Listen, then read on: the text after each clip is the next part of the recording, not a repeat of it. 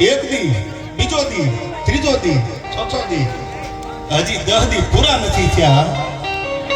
ઈ પેલા તો જેને સપના હતા, જેને શોખ હતા, સવારમાં જાગી હાથમાં આંજળી લઈ અને ભગવાન સૂર્યનારાયણને અરજી આપે. ભલે ઉગ્યા ભાણ ભાણ દિહારા લઉં ભાવના, અરે જીવન મરણ લગમાં નમાણી રાખી દે. કશ્યપ રાઉત કે દાદર કે ડાકલા કે પૂજે નર પાખાણ, હવે રાત નો ભાગે રાણ આ તો કરવી કશ્યપ રાઉત.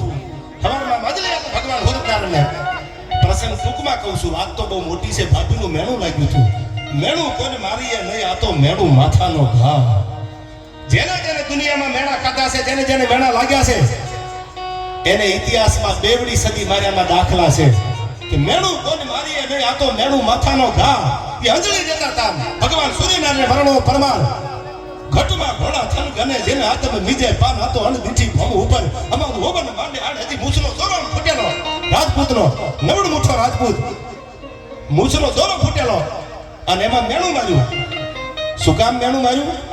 વર્ણવા પરમારના સાનિધ્યમાં બેઠાસીની વાત કરું છું. વર્ણવા પરમારની મૂછનો દોરો ફૂટેલો હતી અને પરમારનો દીકરો ભગવાનની આગળ પ્રાર્થના કરતો ગયો, ઉગતા દેવ સૂર્યનારાયણ, મારા ખોળિયામાં જ્યાં સુધી પ્રાણ હોય ત્યાં સુધી જમીન ન થાય તો હાલશે, જાગીરવાળો ન થાય તો હાલશે, કરોડો રૂપિયા ન થાય તો હાલશે, પણ મારા બાવડામાં એવું બળ આપજે હે ભગવાન કે ધર્મને માટે, જ્ઞાન ગવત્રીની માટે જો માથું ઉતારવાનું થાય તો હારા ચાકડા ઉપરથી કુંભાર ઢંડો ઉતારે એમ ધરવાના ઘાટ કે મારું માથું ઉતારી દઉં.